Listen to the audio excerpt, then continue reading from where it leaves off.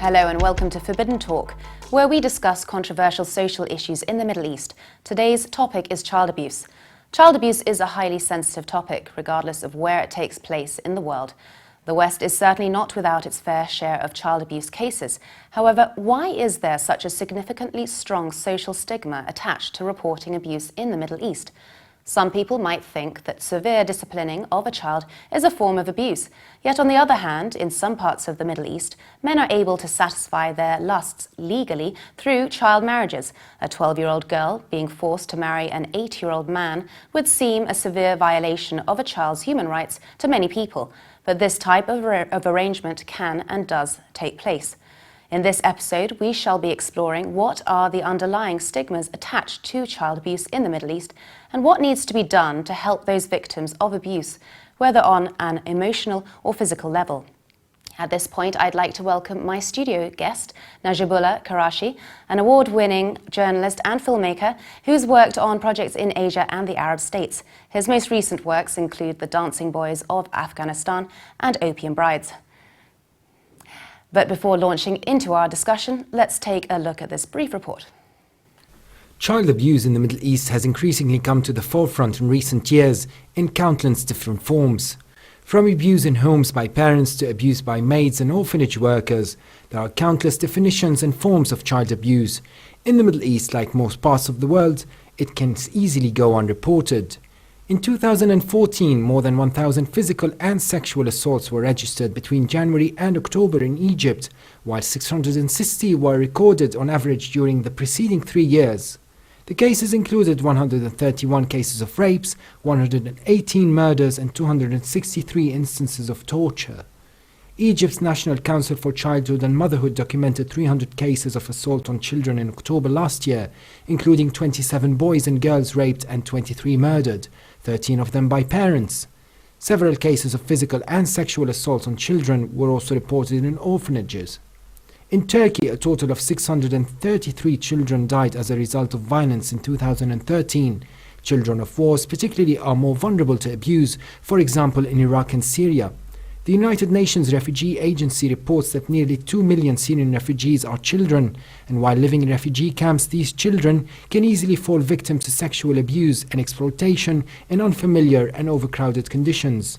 In countries like the UAE and Saudi Arabia, an increasing number of cases have been reported where maids have been found abusing children. But in normal contexts, what is the main reason why seniors abuse these innocent children? Najibullah, touching on the question posed in the VT, in your research on various projects, what is the main reason where seniors abuse innocent children? Well, as you already mentioned, I've made lots of documentaries on children, about the children or abusing or humanity. Especially I was covering mainly Afghanistan, and you also mentioned The Dancing Boys of Afghanistan. In my experience, it's mainly it's poverty, especially in Afghanistan.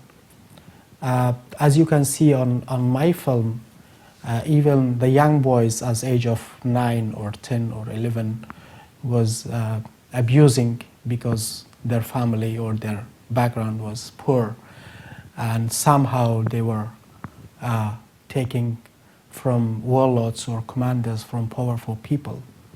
So, and also I've made another film or another documentary recently from inside the prison. It's called Growing Up Behind Bars, which you can see young children who they were born inside the prison and growing up inside the prison. And they were growing up with a bunch of criminals. So what do you expect from that child when you go out after 5-6 years spending in prison? So yeah, absolutely. I mean, you mentioned poverty, so that's why children are more vulnerable. But why does someone senior?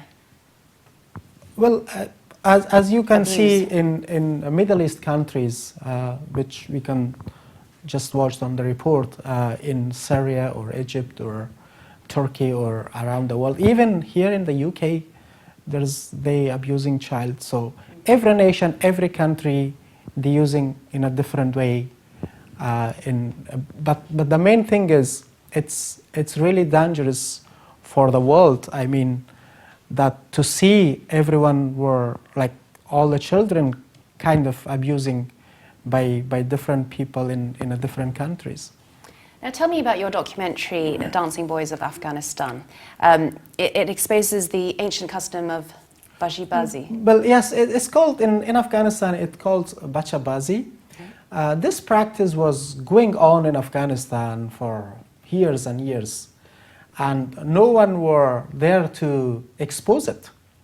And the people who do this, or they're really kind of what we say, they are addicted to this practice. They are mainly commanders and wealthy people. So that's why there was no one to expose this story, because it was very dangerous. What exactly is it? It's basically they bring some young boys as age of 9 or 10 or 8 or 11, and they try to teach him a dance, how to dance. Once he learned the dancing, then the boy would dance in front of a bunch of these warlords. And after the entertainment, what they do, this commander or this wealthy guy, he share the boy with his friends' sexuality, I mean.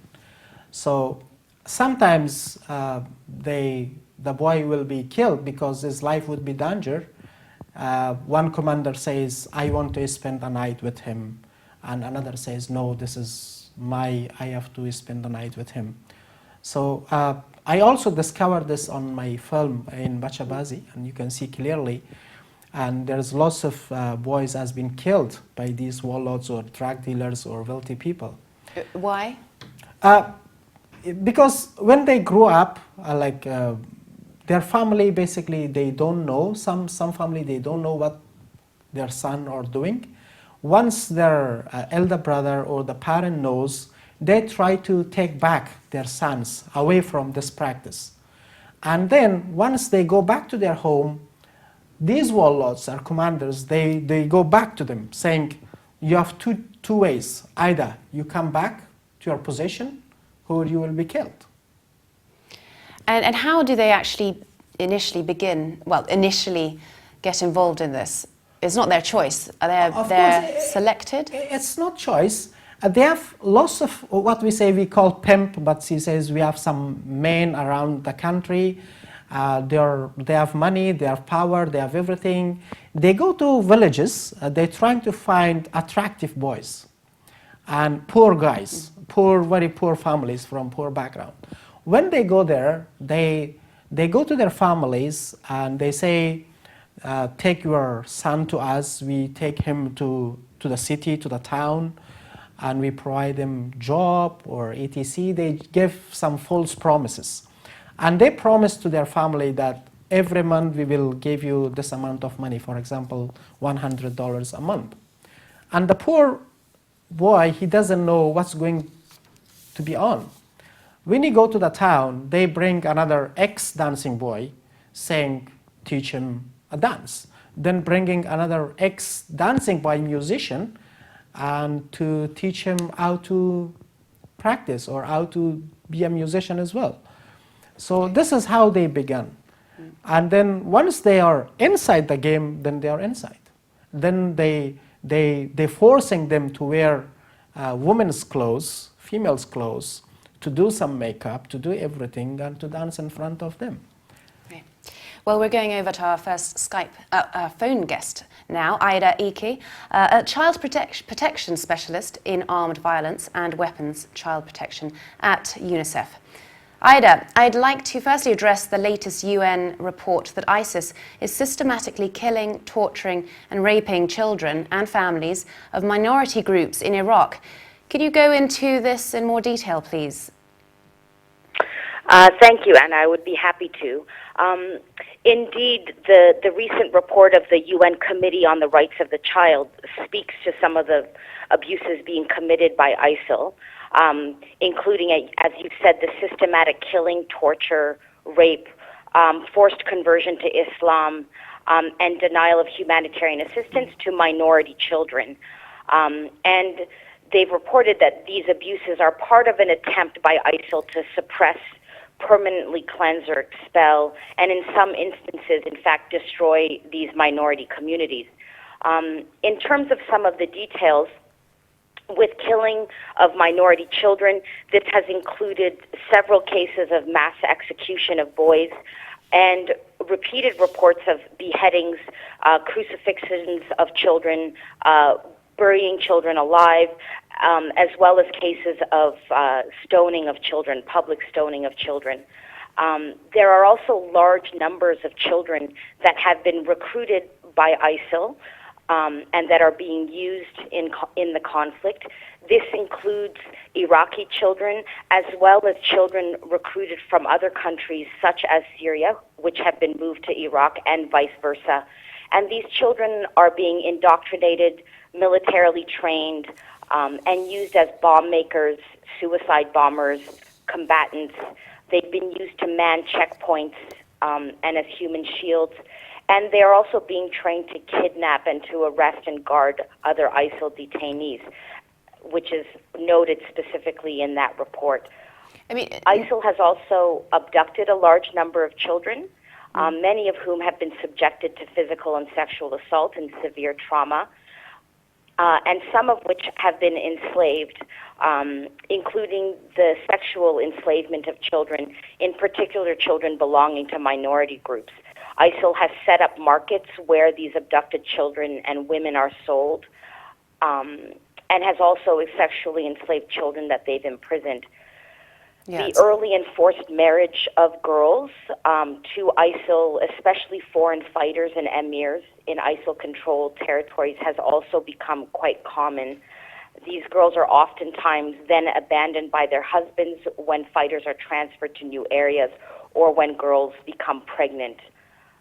At the same time, I think it's important to note that while the violations committed by ISIL are especially abhorrent, the report actually covers a lot of other important issues and recommendations, both related to the conflict in Iraq, but also issues that are not directly related to the conflict. So with regards to issues related to the conflict, it notes that a very high number of children have been killed and severely injured, including as a result of airstrikes, shelling, and military operations by Iraqi security forces as a result of landmines as well as explosive weapons. It also speaks to the fact that boy refugees that are in Iraq from Syria are pressured to return to Syria to fight with the Free Syria Army and other armed groups in Syria, and that there are a high number of children in Iraq who've been detained and convicted on terrorism-related charges as a result of the conflict. So there's a high amount of pressure. There's a high amount of pressure on children on both sides, really. Yes, absolutely. And it's also important to bear in mind that there are some very particular challenges to the protection of children in Iraq beyond the conflict, which are covered also in the report. So the report notes that children belonging to minority groups in Iraq face severe discrimination, including in accessing identity documents, healthcare, education, and other basic services. It notes that there are regular instances of hate speech against minority groups in Iraq, and that authorities are often reluctant to hold the perpetrators accountable. And other abuses that are committed are also covered, including that children are routinely subjected to corporal punishment and physical punishment, which remains lawful in the home, in schools, as well as in juvenile and adolescent rehabilitation centers and in care settings. There's a high prevalence of sexual exploitation and abuse, in particular of girls, which includes a high prevalence of early, temporary, and forced marriage. There are high numbers of children in detention and prison, including children of imprisoned mothers and children who are in prison with their mothers. There are children as young as 8 that are engaged in child labor, many in hazardous conditions and who are vulnerable to abuse and exploitation. There are high numbers of children living and working on the streets, as well as many children who've been trafficked, in particular for the purpose of sexual exploitation and domestic servitude. So the report is quite important in that it issues recommendations on how some of these issues can be addressed, and it's a very useful advocacy tool with the government of Iraq as well as with other actors for actions to protect children at all levels, and that would include actions at a policy level, at a legislative level, in ensuring that there are services available for survivors and victims of these kinds of abuses, both in times of conflict and even in the context of peace. And so while the violations committed by ISIL may be especially abhorrent, there are a lot of other recommendations and important issues that are also raised in the report. And the UN body last reviewed Iraq's record in 1998. This seems quite a long time ago. Why has it taken so long? Indeed, it has been quite some time. Iraq ratified the Convention of the Rights of the Child in 1994, and following the ratification, its first report to the UN Committee on the Rights of the Child, which is the committee that has issued this report and the recommendations, was due in 1996. And that first report was delayed until 1998. And a 2-year delay like that is not really uncommon. Oftentimes, both countries and the committee itself can be delayed in submitting and reviewing reports. That said, since 1998, the subsequent reports should have been submitted every 5 years. But due to the ongoing conflict and political instability in the country and weak capacity on human rights and competing government priorities, there have indeed been significant delays in Iraq's submission of the next 3 reports. So last year, Iraq submitted its second, third, and fourth reports all together, and subsequent to that, the committee was in a position to be able to review the country's situation and issue its conclusions. So the UN body doesn't review the reports until they are submitted by the government, and it is the delays in the submission of the report on the government side that has also resulted in the delays in the UN's body review of the situation. Okay. And can you tell us what is the monitoring and reporting mechanism, and how does it work? Of course. The monitoring and reporting mechanism refers to a very long name and thing called the UN Monitoring and Reporting Mechanism on Grave Violations Against Children in Situations of Armed Conflict. So it is a mechanism that is specific to situations of armed conflict, and it monitors what is called grave violations against children. And it was put in place in 2005 by the Security Council through a Security Council resolution number 1612. The purpose of the MRM, which is what we call it for short, is to systematically gather accurate, timely, and objective information on these violations against children, which are committed by parties to the conflict in the context of the conflict. And there are 6 violations specifically which are documented and monitored. The first is the killing and maiming of children, and this includes not only the targeted killing and injury of children, but also collateral damage as a result of the use of weapons in populated areas, etc. The second violation is the recruitment and use of children by armed forces and groups. And here it's important to note that this includes not only children that are used as soldiers or combatants, but children used in any capacity by a group or an armed force. The third violation that is monitored is rape and other forms of sexual violence against children. The fourth are attacks on schools or hospitals, and that includes threats to or attacks on education or health personnel that are protected personnel. The fifth violation is the abduction of children.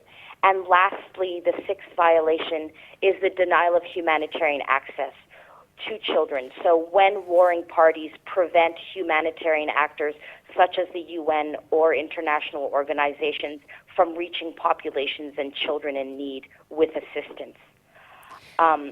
That said, the MRM is triggered when a country is, or a party to a conflict in a country is listed in one of the Secretary General's annual reports on children in armed conflict, which are issued on an annual basis.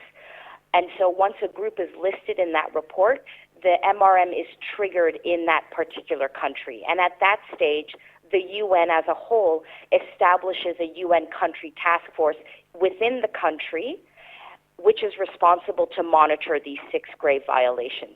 Ida, you mentioned earlier about the children being trained to become child soldiers. What are the tactics of indoctrinating these children? Indeed, there is conclusive evidence that children have and continue to be used by armed groups, both in Syria and in Iraq, and that this is widespread. It's also important to note that it's not just ISIL that is recruiting and using children, but all parties to the conflict in Syria. And in Iraq, both ISIL, Al-Qaeda, and militias supported by the government.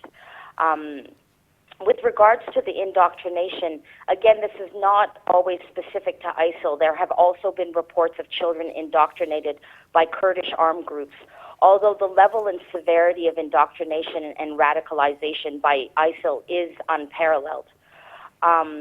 It's unique in the sense that it is systematic, it's refined, and it's embodied as a part of the manifest of their ambitions for establishing a state. And in terms of the tactics that are used, there are a number. In ISIL-controlled areas, schools have been appropriated by the group. Key subjects such as art, history, and civics have been completely removed, and other subjects such as math and sciences have been restricted or removed. And in their place, a revised and radical education curriculum which teaches and enforces ISIL's extremist interpretations of Islam has been introduced. There are also reports that the children of ISIL foreign fighters and emir leaders are attending schools in these communities, that they're sometimes armed, and that they're looked up to and considered prestigious by local children because they're foreigners, because they're different and somewhat special, and that these children of ISIL fighters are being used to influence school children to pledge their allegiance. Najibullah, I'm sorry, I want to bring in my studio guest here. You've worked with child soldiers, or you filmed them, Yes. and you've witnessed this. Do you have anything to add to that? Well, it's really good to hear from someone who talking regarding some reports. But myself, I seen this boy. I filmed them. I talked to them. Why they were fighting? What was their reason? So when we concluded everything, they were misusing by others. For example, I made a documentary called Taliban Child Fighters. Yeah. So I discovered a prison with between 55 to 60 young boy, start from age of 9, 10 to 14. And they were trained by the Taliban to do either suicide attack or to planted IEDs or to be in combat, fighting physically against NATO or American forces. And they were caught by NATO forces with the proof, and they handed over to Afghan government, and they just put him for a year or two in the prison. But some of them were in prison, they were sentenced for 7, 8, or 10 years. And when I asked them what they will do once they finish their sentence, when they go out, they said they would join back the Taliban. Although they get some lessons to change their mind from the government. Why were they saying that? Well, they have some reasons. They say they came to our country for no reasons.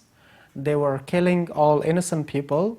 They just throwing bomb on the people. And Afghan government is their best ally.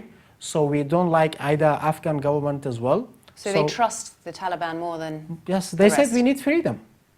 So this is not what they are saying, basically. This is what they were pitched. Yes, so the indoctrination worked. Yes, what they were told to say. Yeah. So I don't know what they are saying. One thing I noticed, whatever the Taliban or the others trying to somehow catch the young boy, they misusing the religious.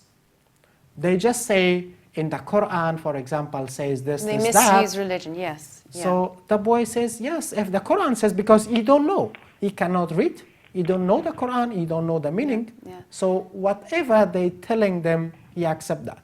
And Ida, you've seen that happen, the misusing the Quran, ISIS, in terms of ISIS. Yes, and what's happening in schools is one example of that. Just going back to the tactics, it's interesting that the other guest mentioned imprisonment. ISIL and the Al-Hizbah police, which are the they're not police, they're the ISIL's religious police, have actually been using the arrest and imprisonment of children as young as 10, for failure to comply with ISIL's strictly enforced behavioral rules and regulations as another mechanism to capture children in order to indoctrinate them and to recruit them. So these children are detained, large numbers, usually en masse, and they're forced to attend indoctrination seminars, and they're repeatedly pressured and threatened. Another tactic that ISIL has used for indoctrination has been to expose children to extreme violence as a means to desensitize them. Children have been encouraged to attend and at times participate in public executions, for example. So we've had reports of children instructed to hold heads up for display following public beheadings, or to play football with them on the streets. And people in ISIL-controlled areas have reported that this exposure to extreme violence has become so common that it's become normal for children. Yes. Children no longer react in a normal manner to these very violent things that they are seeing. Yes, it normalizes it. Yeah, they become very numb to it. Well, we've got to leave you now, Ida Aker. Thank you so much for contributing to the programme. Thank you. So, Najibullah, from a journalist's point of view, what are your thoughts on how ISIS and the ISIS child abuse has been portrayed in the media? Well, as we can see on the news, or we can hear from some witnesses who they escaped from their region, or so as for me as a journalist, I'm also a Muslim. What I hear from them, these children were also misused by the name of religious. In Quran, I never read to say that you should allow to kill someone. It's forbidden. It's completely forbidden. But we can see them. They just killing without asking, but they saying we are Muslim. We are the people to present Islam, which is they're not. Obviously. And how exactly are they justifying it through the Quran? Well, they just interpreting in wrong way, in the way they like, not in the way the Quran says. Yeah. So then also they are forcing.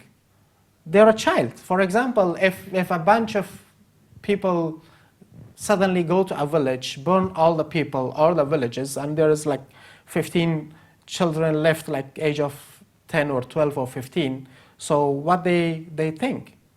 They're saying, let's obey of them, whatever they are saying. And what are the challenges you've faced reporting on child abuse in the region? Well, my job was to just expose, and this was the policymaker to do something, or the government to do something, what I discovered. But you went quite close and right into the center of it. Yes, I did.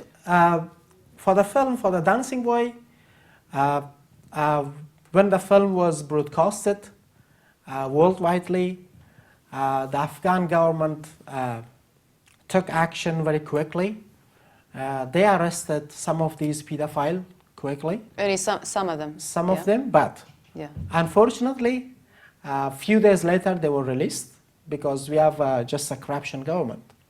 So they just released because they were wealthy, they were well connected to the high position in the ministry, in the government. So to be honest, the result was zero. But now the people, because of that film, lots of bacha bazi guys, lots of pedophiles, they try to do these things very idly. in the villages, away from the eyes of the public. So this Okay. is what they do now. So in secret. Right. In a secret area, yeah. Right. Well, now with us on the phone is Khodr Dimle, a freelance journalist based in the Kurdistani region of Dohuk in Iraq. Khodr, can you tell us a bit about how ISIS are abusing children in Iraq? What are you seeing?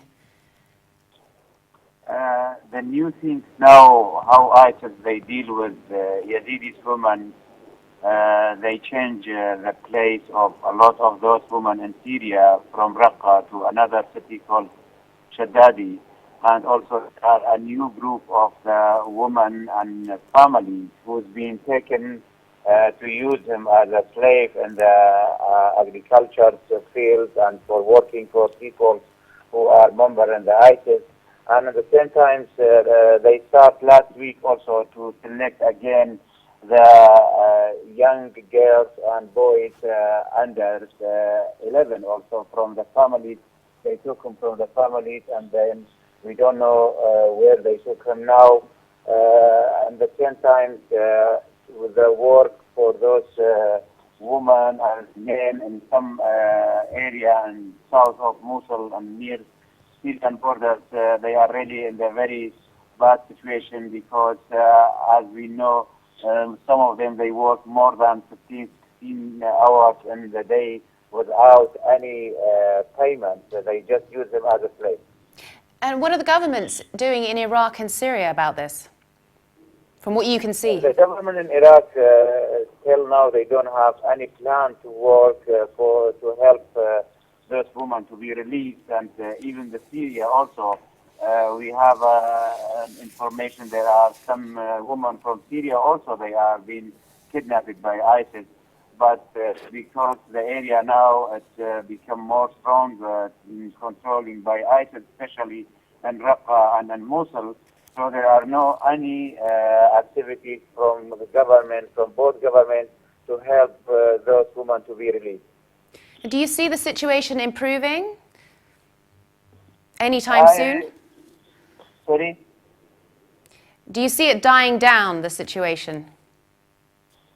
I don't think that, because there are some women, we talk to them, they are an area has been controlled by ISIS, and also there are some new cases who've been released. They told us still ISIS in somewhere they are very strong, and the ISIS doesn't be. Well, thank you, Khodr Dimle. Thank you for being with us. Najibullah, is it fair to attack the Middle East in their child abuse when the West has plenty of cases? Well, this is the thing. If we have to do something, first we have to do in our own country, to our own region, then try to fix somewhere else. But this is good if they can put some more pressure on the government or for the active groups, if they can, but I'm sure they cannot put any pressure on ISIS. But they can do to some of on their allies, for example, for Turkish government or Egypt government or for Afghan government to do something on these issues. But otherwise, I don't think if there is any solution or if the pressure works. So you mentioned people getting away with it who had money and who were powerful in their communities. Yeah, I just want to know, how did men justify abusing a child and how they escape punishment? Well, this was about one of my documentary. The other documentary I was discovered, it called Opium Brides. On Opium Brides, I clearly discovered this.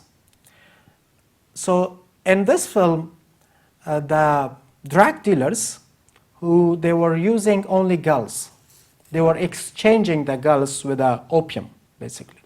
They were trading them? Yes. So, but in a different way. Basically, they were paying to the farmers to grow poppies for them in at once. So what the farmers did, they were start growing poppies for these drug dealers, and suddenly what happened in 1 year, suddenly what happened, after the poppy grew up like this, the NATO forces, Afghan government destroyed all their poppies, all their fields. Then next what happened? The drug dealers came back to these farmers. I said, where is our poppy? Where is our opium? They said, what should we do? It was destroyed by the NATO. Then they came back with a decision. They said, okay, there is a deal. Either pay us back our money, which was some farmers got $10,000, $5,000, or $20,000. They said there is a deal. Either pay us back or give us your daughters. Hundreds of the farmers gave their young daughters, age of 6, 7, 8, 10, 14. They would prefer to do that? They had no choice. They had no choice. On this film, I discovered 3 families which they were in run. They were running from the drug dealers. And one family, the drug dealers already took one of their daughters and they were after another young daughters.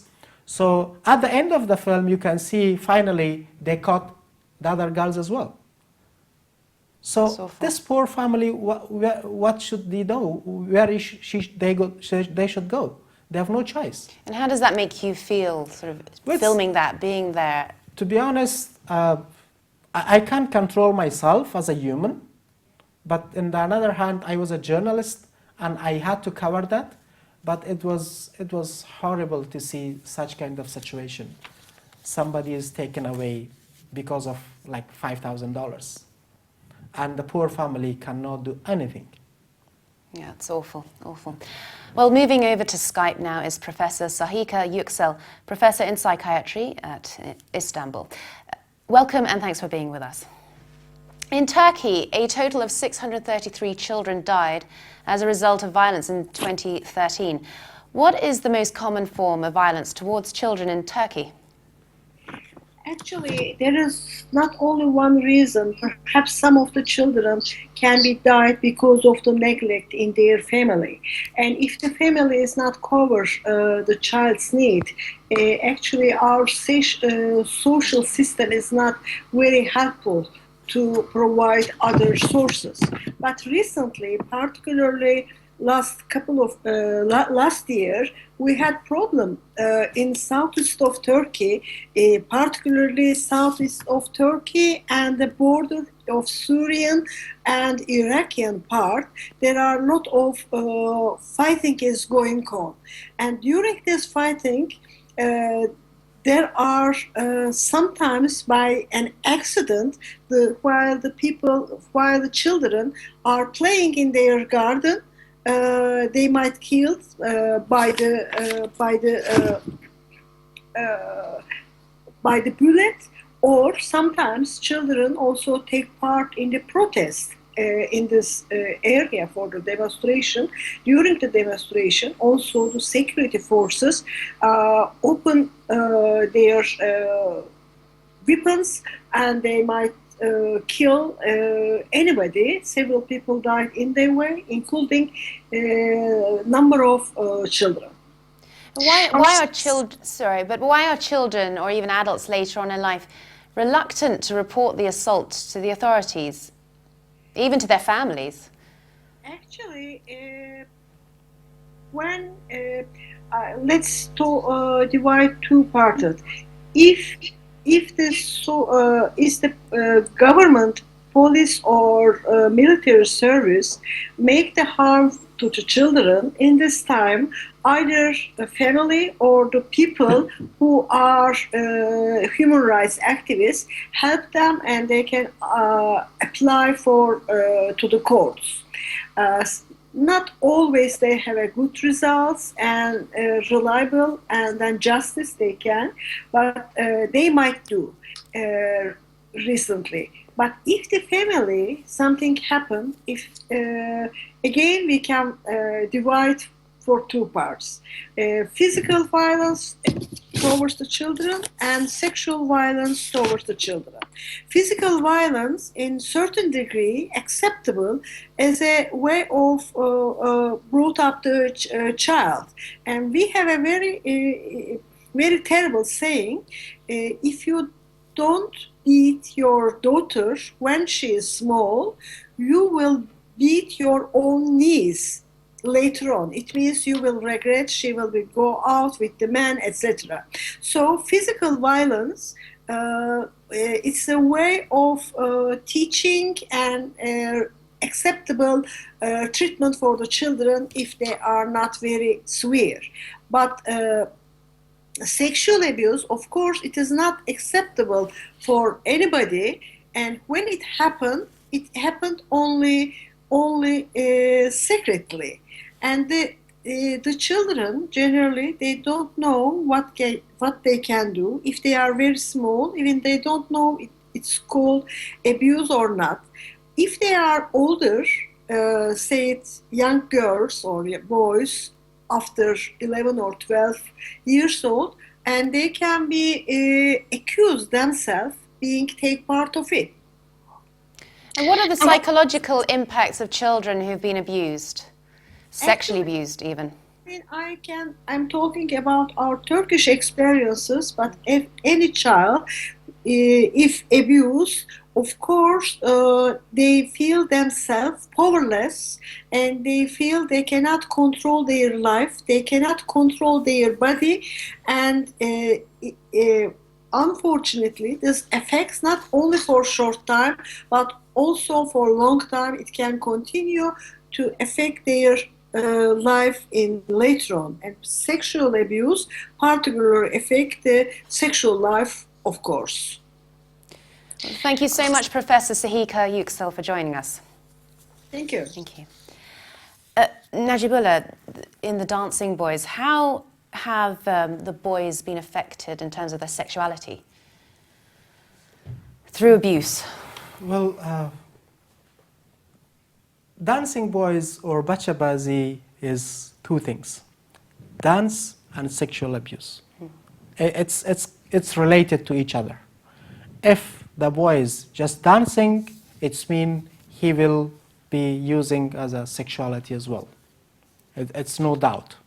So the group, they will share the boy, but they are deeply affected. And I discovered one boy from the film, and I took him away from his master or from the guy who was on it. I said, "Do you scare?" He said, "Yes, I'm really scared of this guy.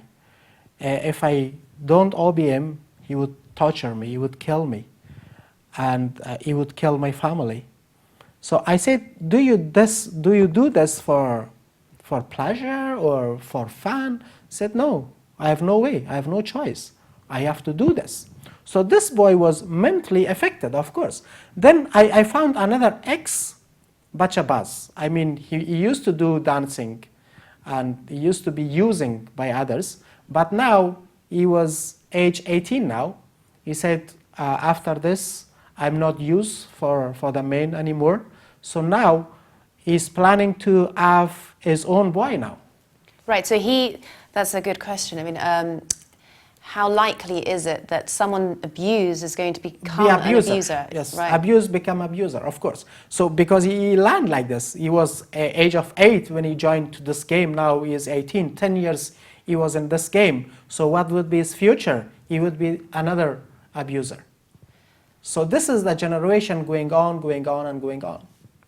And this is a big problem. And we can't stop this because they get used to it. I don't think if even the government cannot stop this because it's part of their fun now, and they can't stop, they can't do anything. Well, now let's explore how education can be used as a tool to challenge the stigmas associated with child abuse and those affected by it.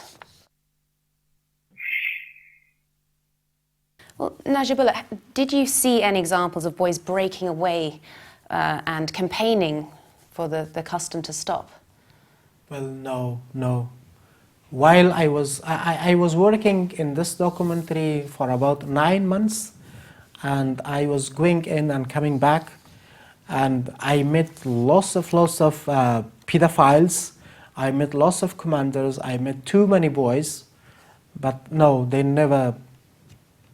I couldn't find anyone who was campaigning against this practice. But opposite, I was witness while they were encouraging others to join. So sometimes even these pedophiles using the boy himself to find another mate for him and bring it over. So they just trying to keep another boy or bring another boy inside this awful practice through the boy himself. And you see also how the police are even involved. Well, shamefully, yes, pity. You know, when I said warlords and commanders, who is the warlords and commanders? Now they just wear the police uniform. They used to be warlords. When the government came, when NATO went to Afghanistan, they tried to be inside some system. What they did, they wear the police uniform. The guy is the same guy, just the clothes changed, just the uniform changed. So, and this is again, it's pity for the government, although they knows who is bad, who is good. And they have no power to do anything with those police as well. And I met lots of police in the high position, and they were sitting in a bacha party, and they were just watching it in terms of stopping it. So there's absolutely no support group out there? When I saw that, so my plan was to go to the police chief and to complain, to tell him that this is going on in this region, what you can do, what you should do something. When I saw the police guys in high position sitting in the dancing boy party, just doing pleasure and fun, so I said, no, it's no way to tell anyone. So that's why I left the country without telling anything to anyone, because I thought this is the time my life would be in danger if I say anything to the government. So I came here then through some organizations, United Nations, and we try to put some pressure on the government. But it doesn't work at the end. So wasn't there a story of you helping one child in particular? Luckily, yes. I tried to, through one of the pedophiles, by the help of him, basically, he promised me he will be a good man in the future. So he helped me basically, and we took one boy away from that region. So currently he lives in a really secret area, which I know and some of my mate. So we just opened that bank account for him to do some fundraising. So since that time we are supporting him all the way. So now he's studying English because he wanted to be a doctor in the future. So in a private school, we pay all the fee, everything for his family and for himself. So I'm proud that I did that because he was very young. He was age 9 at the time. And he was how just old is he now? inside the game. Well, now he's 14. And every 6 months or every 3 months, I met him back in Afghanistan. Shame, we wanted him to come back, to come here to study in England, or some American broadcasters, they were planning to bring him back to the state, but his family doesn't agree. So what we decided to take him from that region, put him somewhere safe, and to do studying. So now he's safe. And obviously there's a lot of stigma attached to child abuse and the families of those abused. What do you think needs to be done long term for, about the education of stigma and child abuse, and to alter and help evolve mentalities? One of the other reason I said poverty, but the other reason is this lack of education, of course. What we can expect from a country which has 5 or 7% educated people? So what do you expect from 93 or 95% population who they are uneducated? So this is what we expect. So they don't know anything to do, they don't have their mind, they don't have their thoughts, even the family, they are not educated. They claim they are Muslim, but they don't know anything from Quran, they cannot read, they cannot write, they don't know what they do, they're just listening for the mullah who talking in the mosque. And God knows who is this mullah, who he came from. He probably studied in a extremist madrasa somewhere, and now he came to this mosque and talking, and all the people believing in him. Well, now over Skype is Dr. Ian Barron, Reader Programme Director at Dundee University. In which ways do children suffer as a result of war and displacement? How are relationships affected? Well, I've been involved in a number of studies in occupied Palestine, so maybe if I can just share with you some of the kind of types of war events that children report. This is a study both in villages in East Jerusalem along the separation wall, as well as up in Nablus in the north. I mean, these are adolescents, 11 to 14 years. They were experiencing or reporting to experience 19 different types of war event. Things like, 97% said their parents had been separated from each other through detention or through death. A high percentage were saying they're used as a human shield, 96%. 94% have been expelled from their homes and homes demolished. 94% shot at by snipers. 94% a member of the family killed. About 50% of the sample had been in detention camps. Another 50% that had received direct threats that would be killed.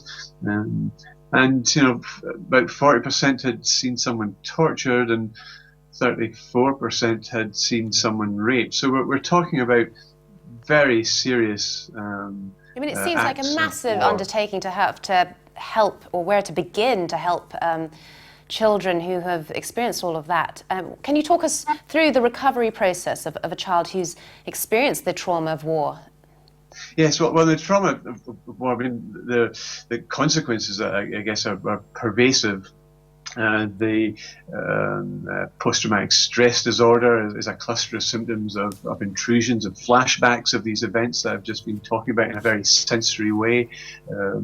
Hyperarousal, many of these kids are living in terror, or that terror is easily triggered by sensory fragments of the original event, and a bang becomes a bomb explosion, and they're immediately re-experiencing the past of the explosion, or they're avoidant of, with an explosion in the village center, not able to go there anymore.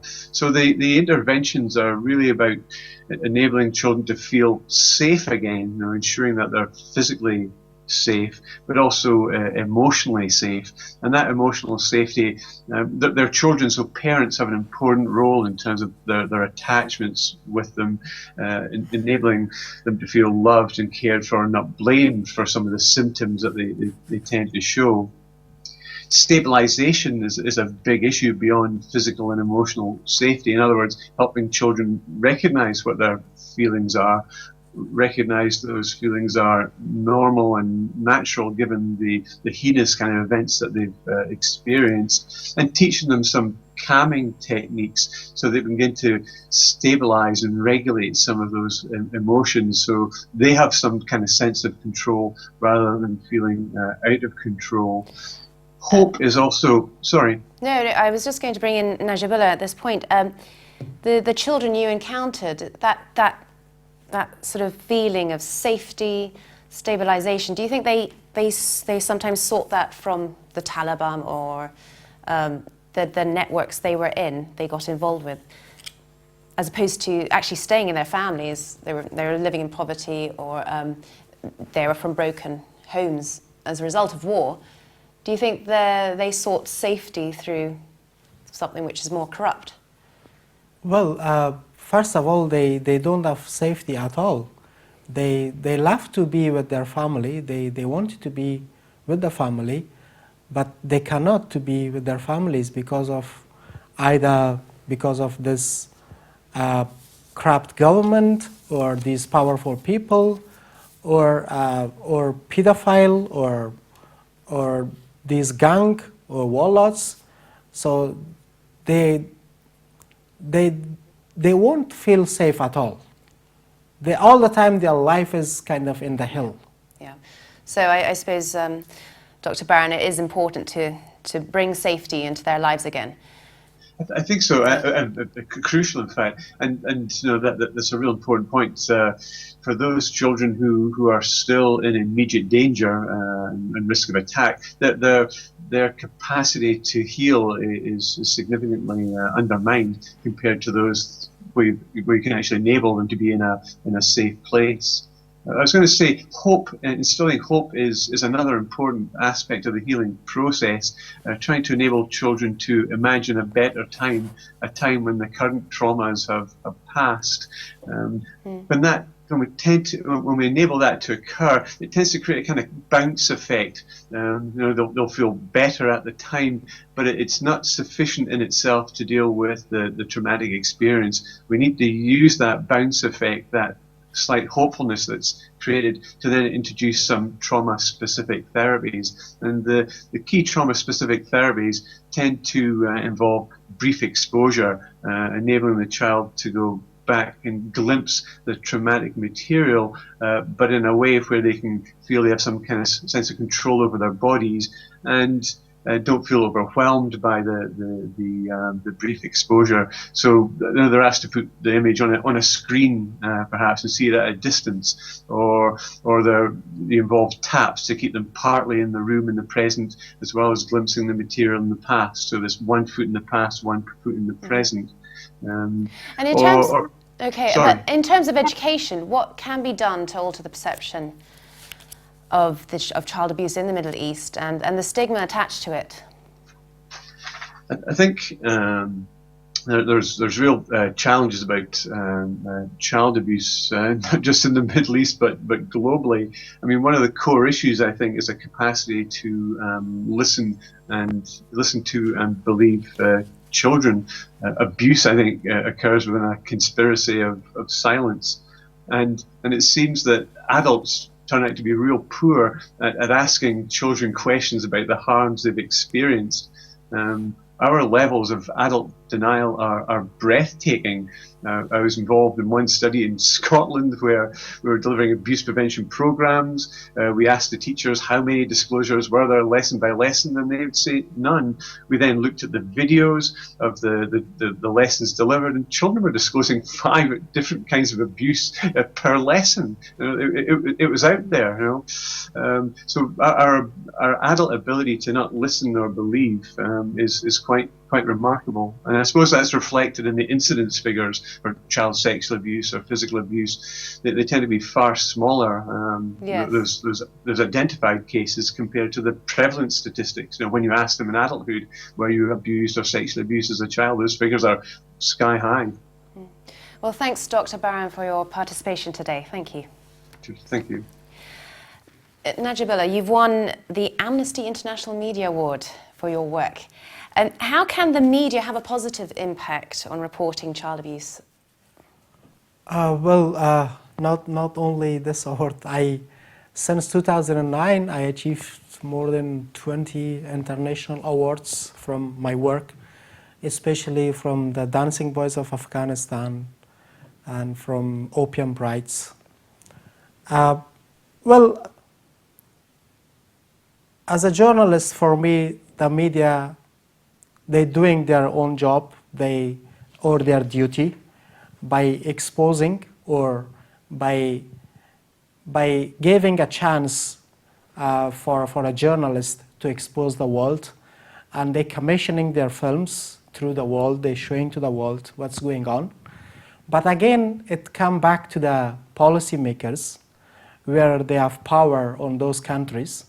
So media done their job by showing the truth. So for me, this is them, this is the policymaker, this is the government to take action. So what has to happen between the storytelling and then the change? What has to happen in that bridge? It should be a strong link, and strong changes has to be seen. For example, when I mentioned Opium Brides, now we don't see any people, any farmers taking money from the drug dealers. Stopped. Because it has been stopped, because it was on the media.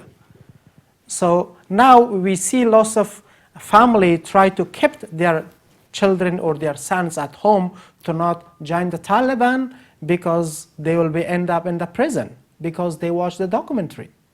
What is their life like? So of course there is a strong effect to the audience to see what's going on, and I'm sure they will realize maybe they are uneducated, but they can see and they can feel it. And for me, it's a big effect and big changes. Well, thank you so much, Najibullah, for educating us and exposing these really very important stories to the world. Thank you. As we have seen today, child abuse comes in many guises and is often ignored by the authorities across the Middle East under religious, cultural, traditional and social justifications. As is often the case during times of war, most recently in Syria, Iraq and Palestine, it is the most vulnerable who are abused, children being a large percentage of that group. Hundreds and thousands of children are falling prey to abuse of some kind, and greater protection and support must be offered to them and their families to ensure they have the chance to build a brighter future for themselves. I'd like to thank all my guests on today's programme, Ada Eek, Khuda Domle, Professor Sahika Huxell, Dr. Ian Barron, and of course Najibullah Karashi with me here in the studio. Until next time, goodbye.